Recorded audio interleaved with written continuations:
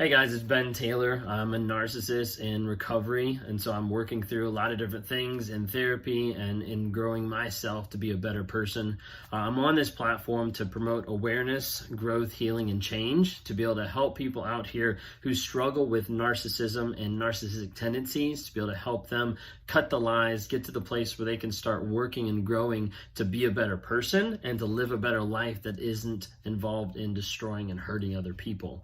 I'm also on here to be able to work with the people who have been destroyed, who have been hurt by those narcissistic relationships, that have been emotionally, mentally, physically abused in different ways, to be able to help them see the trauma bond and the lies that they've been imprisoned with for a period of time, and be able to help them grow and get to a place of healing.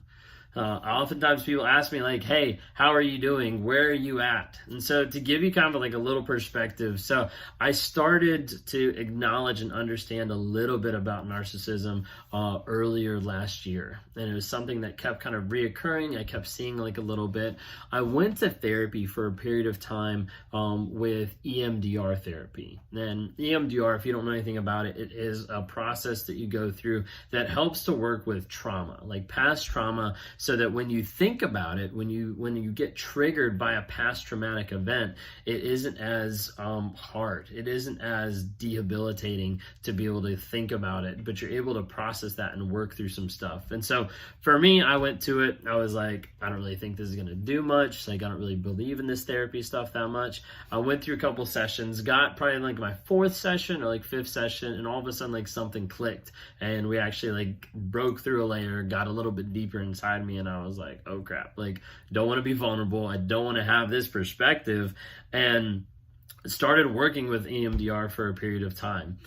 For me, some of the stuff with EMDR was actually going back to a girl that I would equate as being kind of like my first girlfriend, or like first love or whatever. And with that, some of the thoughts and the feelings and the emotions and things that I'd put in my head about that relationship had really like changed some of my perspective over the years, and stuff that I'd blame myself for that I didn't want to admit and didn't even know in one sense that I'd even blame myself in one sense. So I did that for a period of time. I left EMDR therapy, felt like I was like fixed and everything. Then I still had narcissism popping up. I went to a sexual addictions intensive. So it was very intense. It was like long, like all day long kind of thing, multiple days, and went to that. And I was like, okay, like this is what people are saying. Maybe I'm struggling with like sex addiction, because I've been with multiple people. I've been in cheating relationships. I haven't been faithful to my wife, et cetera, et cetera. Maybe this is it. And as I was there, I went through the process, and it was helpful in different ways. It was helpful to be able to see different aspects that I connected with, different aspects that I realized like, oh, this is something I need to work on. But as I got into it, I realized that I wasn't addicted to sex. It was more along the lines of having narcissism and narcissistic tendencies, that one of my outlets was sex. One of my outlets was getting into an affair. But for me, I wasn't going out and seeking out other women for sex. I wasn't going out and trying to just hook up with hookers or whatever. Like, I was in the class, I was in the intensive, and there was people there who had been with, hundreds of people or whatever. And I'm like, I don't have that. And as we went through different stuff, I started realizing the tendencies and the things that I have inside me, that the natural outworking became getting into a relationship, like starting a bond with someone, starting to love bomb another person, to be able to get validation, to be able to get that validation for myself, that kind of like ego boost of someone's looking to me, someone's infatuated with me, someone's loving me, that kind of a thing. And I started realizing more and more about narcissistic tendencies. So I started looking into it. I started getting into different aspects of it, like researching it, talking about it. Whenever my wife first kind of like confronted me about it and like brought it up, it wasn't as much a confrontation. It was me at the place where I was like questioning myself and questioning my reality of like, why am I still living in this? Why am I still living in this cycle of wanting to go from person to person, cheating relationship to cheating relationship? And she brought up the idea of narcissism. I actually went on and she showed me Lee Hammock's videos, Mental Healness, and I saw a couple of those videos. And then I was like, nah, like this isn't me. I went to Kayla and I was like, this isn't me. I went to other people, went to people that I was cheating with and had them tell Kayla that it wasn't me, like all this kind of stuff. And then I started getting into some therapy, like probably from the start of like thinking about therapy to actually going to therapy was probably like a year-long process. And also a year-long process and telling my wife, oh, like I'll go to therapy, or like she's like, I really think you should go. I'd be like, yeah, I'll do that, and then but never did. So classic narcissist of just putting it off. And then I finally started going to some therapy. I kind of shopped around for a while, which I highly recommend anybody who's looking into therapy. Find one that works for you and that is going to be good and beneficial and helpful for you. So I went to one therapist online for a period of time. I didn't connect well with them. They did a couple things. They actually did a session with me and Kayla, and Kayla actually saw like me arguing with the therapist at that point because the therapist was trying to put me in the bucket of like ADHD, and I don't have those tendencies. I don't have the different ADHD characteristics inside like the DSM-5 and things like that. And so like walked through that. I was like, okay, this one isn't working. Fired that one.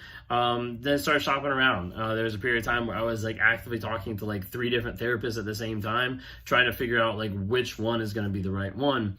Ended up going to one with like a counseling center, and got involved with a therapist there. Whenever I went in, had the first session, and in the first session there was something that happened. I don't even remember what it was, but there's something that happened in the first session that made me feel emotion, and that had me like start to like tear up, not cry, but like had me like start to like feel some type of emotion.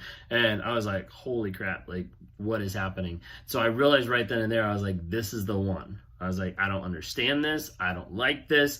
I'm not comfortable with this. But out of all the therapists that I've talked to, this is the only one that's been able to prompt any type of response almost like instantly, like first session.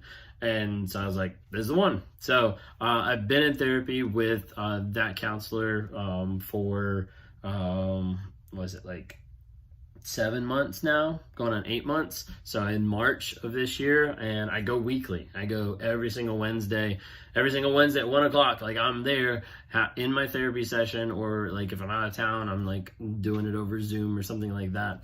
But it's crucial. It's crucial to be able to be in that therapy and try to work through different emotions, different thoughts. And so again, with therapy, I highly recommend therapy. I highly recommend, if you're involved with a narcissist, of not going to therapy with them.